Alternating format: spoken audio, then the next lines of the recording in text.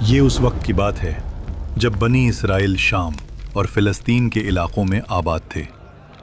کبھی یہ زمین انبیاء کے قدم چومتی تھی، مگر اب اسی زمین پر ظلم کا راز تھا۔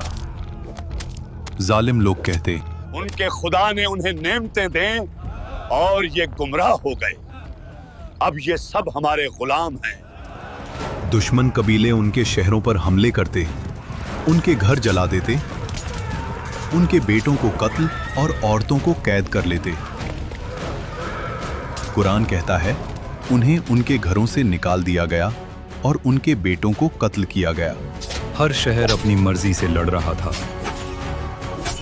اور ہر جنگ شکست پر ختم ہوتی۔ بنی اسرائیل کے سردار کہتے، ہم نے اللہ کی نافرمانی کی اور اب ہم اپنی ہی زمین پر غلام بن چکے ہیں، دشمن ہم پر ہنس رہا ہے۔ اور پھر انہوں نے اپنے نبی سموئیل علیہ السلام کے پاس جا کر کہا، ہمارے لیے ایک بادشاہ مقرر کر دے تاکہ ہم اللہ کی راہ میں لڑ سکیں۔ یہ بات کہنا آسان تھی، مگر اللہ نے ان کے ارادوں کو پرکھنا تھا۔ پھر اللہ کا حکم آیا، اللہ نے تم پر طالوت کو بادشاہ مقرر کر دیا ہے۔ طالوت نہ کوئی امیر شہزادہ، نہ کوئی مشہور سردار۔ تفسیر ابن کثیر کے مطابق طالوت بنی اسرائیل کے ایک غریب گھرانے سے تھے، مگر اللہ نے انہیں جسم کی قوت اور عقل کی گہرائی عطا کی تھی۔ قوم نے غصے میں کہا، طالوت کیسے بادشاہ بن سکتا ہے؟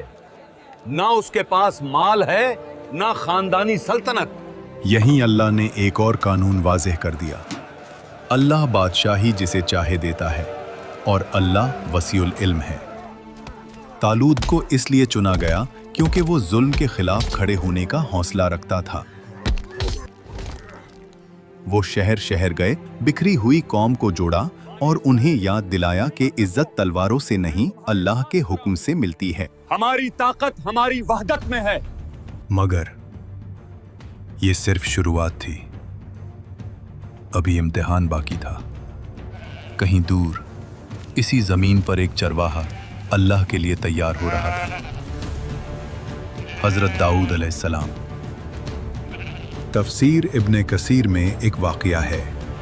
ایک دن جب سورج ڈھل رہا تھا اور جنگل خاموش ہو رہا تھا، اچانک گھاس میں حرکت ہوئی۔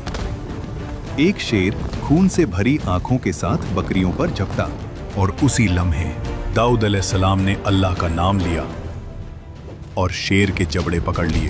اللہ نے داؤد علیہ السلام کے ہاتھوں میں ایسی قوت رکھ دی کہ شیر ان کے قابو میں آ گیا۔ نہ تلوار چلی نہ خون بہا، صرف اللہ کا حکم چلا۔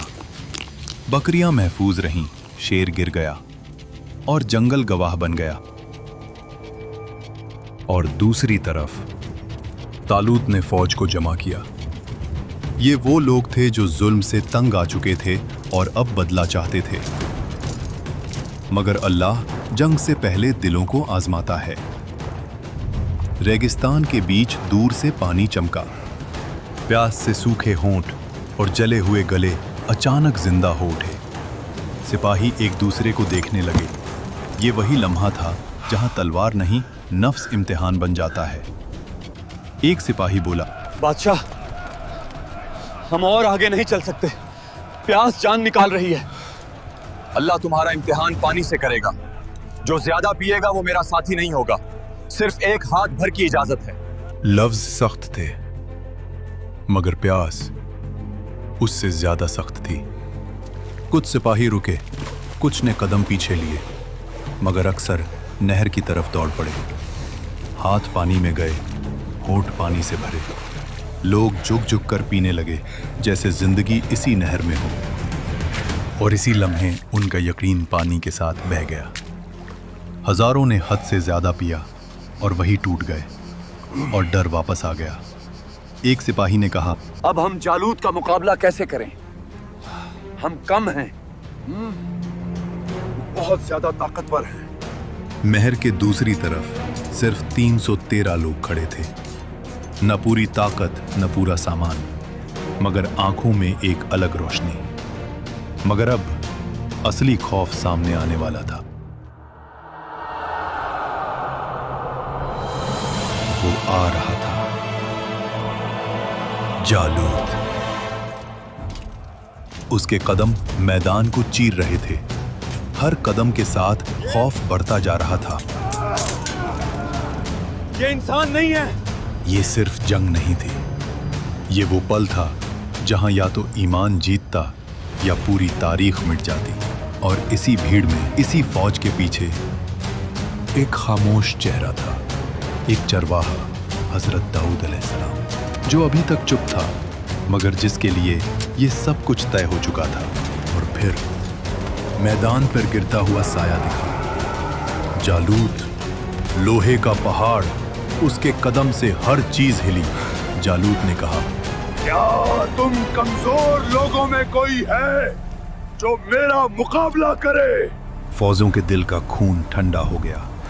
हर सिपाही की सांस थम गई। एक सिपाही ने घबराहट में कहा, बादशाह, देख रहे हो, वो इंसान नहीं है। और फिर तालूत ने फौज को संभाला। सबके दिल घबराए हुए थे। क्या तुम सब इसकी ताकत से डर रहे हो, या तुम्हारा अल्लाह पर ईमान कमजोर हो चुका है? मगर दूर से एक छोटा सा चेहरा चमक रहा था। हजरत दाऊद अलैहिस्सलाम। उनकी आवाज आई, मैं लड़ूंगा, सिर्फ अल्लाह के लिए। सिपाहियों ने बोला, ये बच्चा जालूत का सामना कैसे करेगा? तालूत ने अपनी ज़िरा पहनाई। दाऊद अलैहिस्सलाम ने कहा, मुझे इसकी जरूरत नहीं, मेरा अल्लाह मेरे साथ है। और वो चलते हुए मैदान जंग में पहुंच गए, अकेले। जालूत ने दाऊद अलैहिस्सलाम को देखा और सोचा, एक छोटा सा बच्चा। उसने गुस्से और तकब्बुर से कहा, क्या मैं एक कुत्ता हूं जो तू ये गलील लेकर मेरे सामने आया है?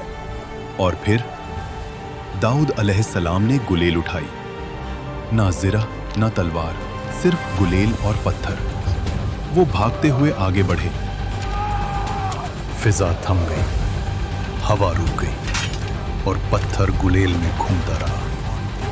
ये जंग ताकत का नहीं, यकीन का था। और फिर पत्थर गुलेल से निकलता है और सीधा जालूत के माथे पर लगता है।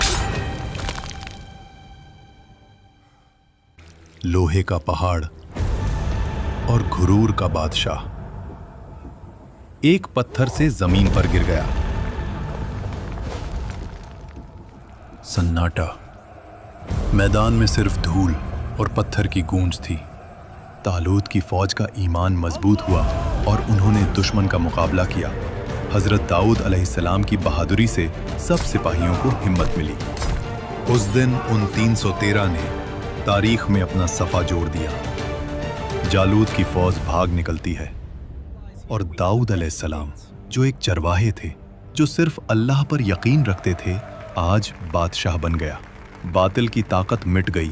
हक ने साबित कर दिया कि इज्जत और शऊर फौजों की तादाद से नहीं, अल्लाह की मदद से मिलती है। कुरान फरमाता है, उनके बादशाह की निशानी ये होगी कि तुम्हारे पास तबूते सकीना आ जाएगा जिसे फरिश्ते उठाकर लाएंगे। तफसीर इब्ने कसीर में लिखा है, इस ताबूत में हजरत मूसा अलैहिस्सलाम और हजरत हारून अलैहिस्सलाम की निशानियां थीं। उस ताबूत में अल्लाह की किताब थी, ज़बूर, जिसके अल्फाज में खौफ भी था, रहमत भी और अल्लाह की कुर्बत भी।